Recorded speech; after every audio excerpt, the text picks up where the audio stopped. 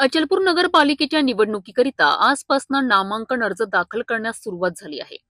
सकाळी 10 वाजल्यापासून परतवाडा मुख्यालयातील कार्यालयात उमेदवारांची गर्दी पाहायला मिळाली आहे। या निवडणुकीकरिता उपविभागीय अधिकारी बळवंत अरखराव यांची मुख्य निवडणूक निर्णय अधिकारी म्हणून नियुक्ती करण्यात आली आहे। तसेच तहसीलदार डॉक्टर संजय गरकल हे सहाय्यक निवडणूक निर्णय अधिकारी म्हणून काम पाहणार आहेत।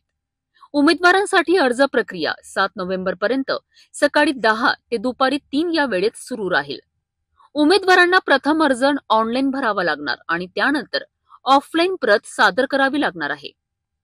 आरक्षित प्रभागातील उमेदवारांकरिता ₹1500 तर सर्वसाधारण वार्डातील उमेदवारांकरिता 3000 रुपये शुल्क आकारले जाणार आहेत।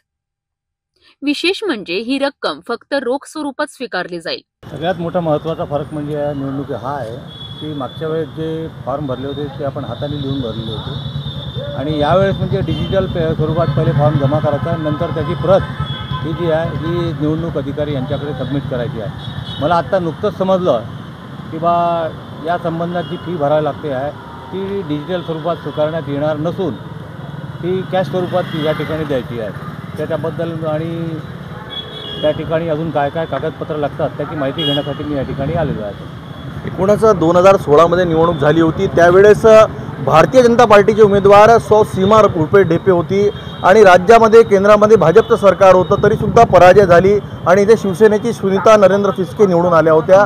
काँग्रेसच्या सर्वच अंजुम साजिद फुलारी पडल्या होत्या। काय तो त्या निवडणुकीचा इतिहास आहे आणि पुढे काय चित्र राहिलं वाटते आपल्याला? त्यावेळेसची परिस्थिती वेगळी होती।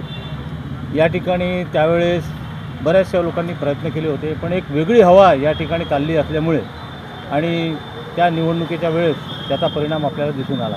कारण जी हवा चालते त्या हवेच्या आधारावर दुपारनंतर या ठिकाणी वोट पाडण्यास सुरुवात झाली होती।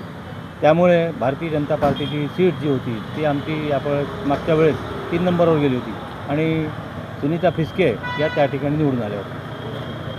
यावेळेस भाजपाची स्थिती काय आहे? त्यावेळेस भाजपाची स्थिती एकदम स्ट्रॉंग स्वरूपात आहे। या ठिकाणी स्थानिक आमदार आमच्या मागे आहेत आणि भारतीय जनता पार्टीचं महाराष्ट्रातसुद्धा सरकार आहे, केंद्रातसुद्धा सरकार आहे। त्यामुळे भारतीय जनता पार्टीचा या ठिकाणी जर नगराध्यक्ष बसला तर निश्चितपणेच या ठिकाणी गावाचा विकास आणि गावाचं सौंदर्यीकरण आणि बाकी ज्या गोष्टी जनतेला पाहिजे आहेत त्या निश्चितपणे या ठिकाणी देण्याचा प्रयत्न करणार। डिजिटल पेमेंट स्वीकारले जाणार नाही अशी स्पष्ट प्रतिक्रिया एसडीओ बळवंत अरखराव यांनी दिली आहे।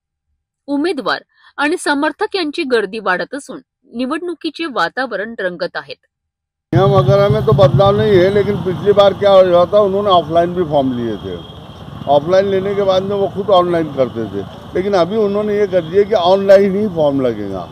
अगर वेबसाइट में कहीं हैंग हुई या कुछ हुई या कुछ अड़चन आई तो उम्मीदवारों को इसकी बहुत बड़ी तकलीफ होने वाली है। एक पार्टी का जवाबदार इंसान होने के नाते मैं ये कोशिश अभी मेरी डिस्कस हुई एसडीओ साहब से कि अगर XYZ अगर वेबसाइट नहीं चलती और आखिरी दिन 17 तारीख को 3 बजे तक फॉर्म भरने की आखिरी तारीख है, अगर फॉर्म लोड नहीं होते तो क्या आप ऑफलाइन फॉर्म लेंगे क्या?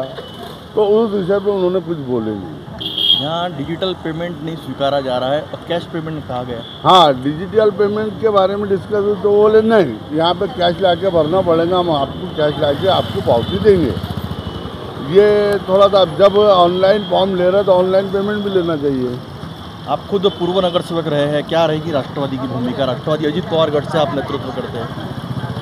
हम एक अच्छा नेतृत्व देंगे यहाँ पर और राष्ट्रवादी का भी ज़्यादा संख्या में यहाँ पर हमारे नगर सेवक चुन के आएंगे और अध्यक्ष का भी हमारा ज़बरदस्त धमाका होगा। एक अच्छा कैंडिडेट हम उतार रहे हैं और पूरी कोशिश करेंगे कि अचलपुर नगर पालिका में 2002 के बाद हाजी रफीक सेठ भी राष्ट्रवादी की घड़ी पे आए थे, एक बार और हम वो घड़ी को यहाँ पे लाके बिठाना चाहते हैं। दुपारी 3 नंतर निवडणूक निर्णय अधिकारी माध्यमांसमोर माहिती देणार असल्याचे सांगण्यात आले आहे।